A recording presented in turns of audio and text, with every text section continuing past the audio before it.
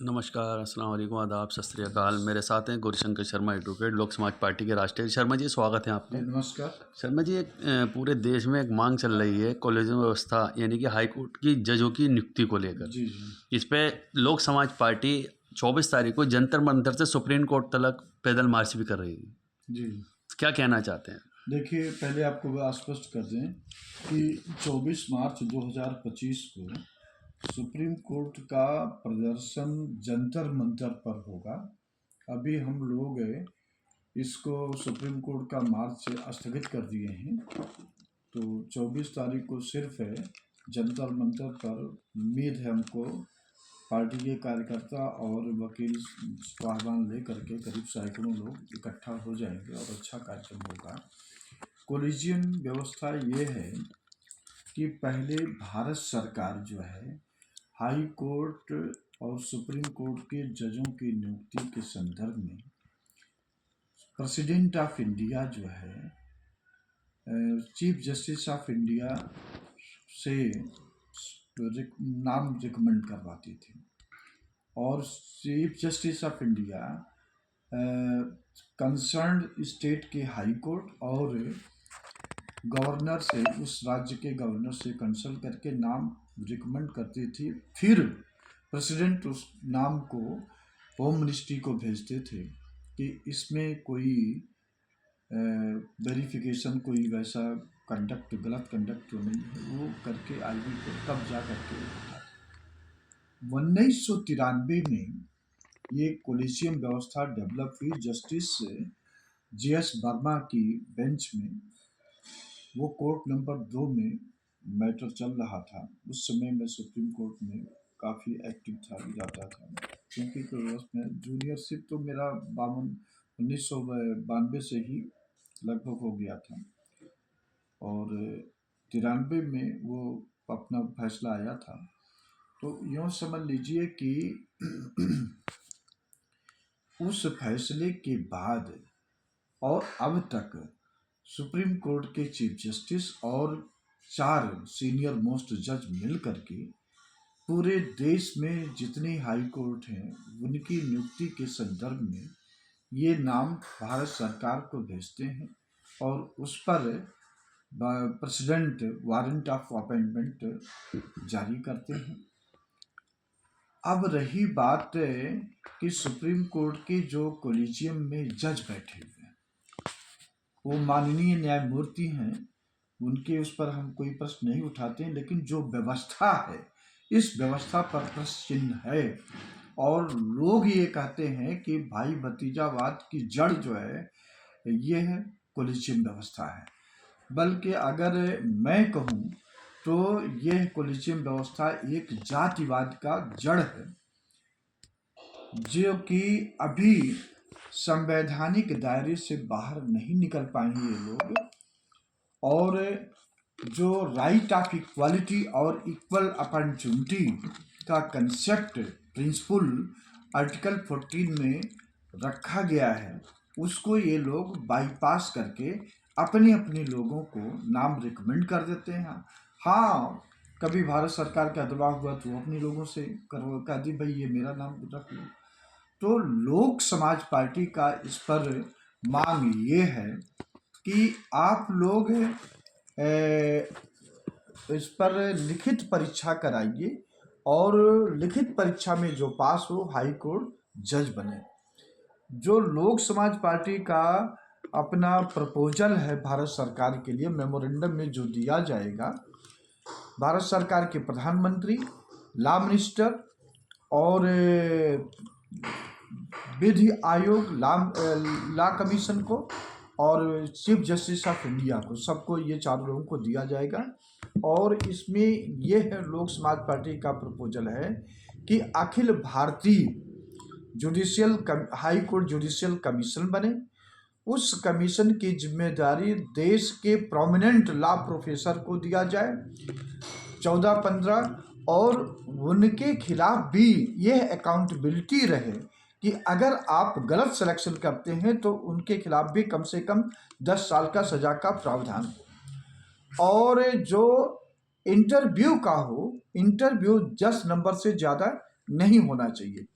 अब ये जनरल सुनने में आता है यूपीएससी में या स्टेट सर्विस कमीशन में कि जो लोग होते हैं अपने अपने लोगों को, जैसे यूपीएससी में आईएएस आईपीएस और उसमें जो है आईआरएस में आईएफएस में 300 का नंबर होता है, और उसमें 300 में 300 या 250 का, तो उसमें अपने अपने लोगों को जो कम नंबर पाते हैं उसको इंटरव्यू में ज़्यादा नंबर दे देते हैं, और जिनको उनको नहीं लेना होता उसको इंटरव्यू में कम नंबर देते हैं। तो इस प्रकार ये भेदभाव से जो काबिल लोग हैं वो पिछड़ जाते हैं। तो लोक समाज पार्टी का मानना है कि ऐसी दशा में इंटरव्यू 10 नंबर से ज़्यादा नहीं होना चाहिए, लिखित परीक्षा कराइए और जो पास हो हाई कोर्ट जज बने।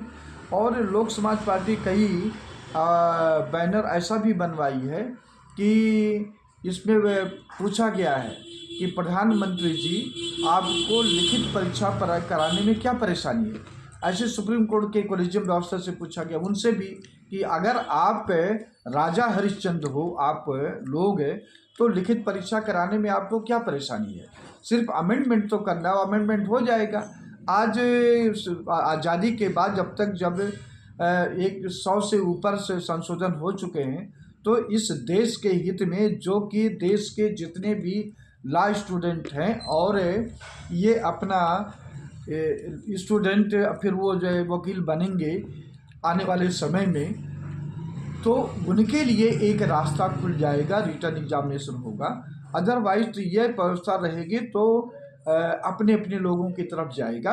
और लोक समाज पार्टी का ये भी कहना है, सुप्रीम कोर्ट के सीनियर मोस्ट जो जजेज होते हैं 5 लोग हैं, वो क्या उनके पास कौन सी ऐसी टेलीस्कोप है कि उस चेंबर में बैठ करके ये देख लेते हैं पूरे देश के हाई कोर्ट के वकील और जो जज हैं जो जिनकी 10 साल सर्विस हो चुकी है कि ये काबिल है ये नहीं काबिल है। तो ये चीज़ तभी पता चलेगा जब सबको यूपीएससी के तर्ज पर बुलाया जाएगा और रिटर्न एग्जामिनेशन हो, पास हो, तभी तो पता चलेगा कि भाई ये काबिल हैं कि नहीं काबिल हैं।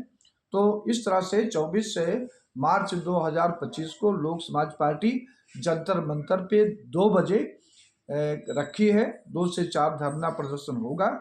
और इसमें एक मांग ये भी है कि जैसा कि 217 आर्टिकल में ये एक वो है कि क्वालिफिकेशन कि जिला डिस्ट्रिक्ट कोर्ट में 10 साल का सेवा देने वाला जज हाई कोर्ट का जज बन सकता है। तो लोक समाज पार्टी का कहना है कि डिस्ट्रिक्ट कोर्ट में एक्सक्लूसिव प्रैक्टिस करने वाले एडवोकेट वो क्यों नहीं जज बन सकते हैं। तो इस पर भी हम लोग इस पर मांग करेंगे।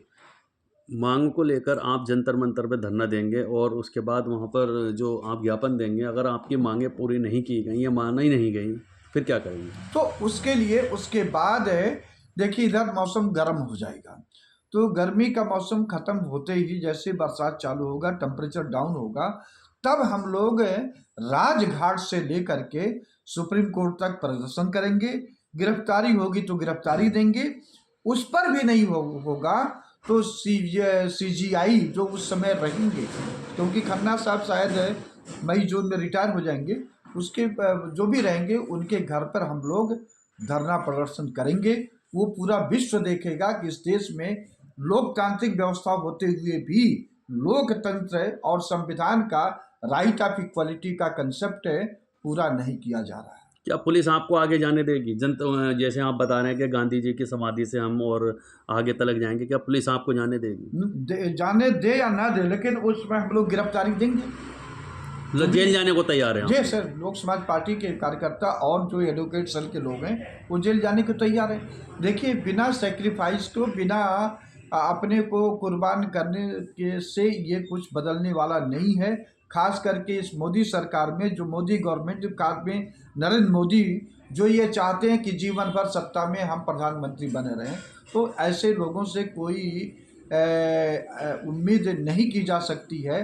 हाँ, चूँकि हम लोग महात्मा गांधी के रास्ते पे चलने वाले लोग हैं, संविधान के मानने वाले लोग हैं, और देश दुनिया में जहाँ भी आंदोलन हुआ है वहाँ पर सफलता मिली है। अभी आप ट्यूनीशिया की देखेंगे, वहाँ पर शांतिपूर्वक आंदोलन चला, वो वहाँ के गए सीरिया के भी वो गए, बांग्लादेश में भी गए, श्रीलंका के प्रधानमंत्री गए। तो ये भारत का भी है, यहाँ पर महात्मा गांधी का देश है, जहाँ पर शांति अहिंसा के कंसेप्ट से पूरा विश्व अवगत है। वो यहाँ पर जारी रहेगा और उससे सफलता मिलेगी। तो भारत सरकार तो संविधान को मानने को तैयार नहीं है।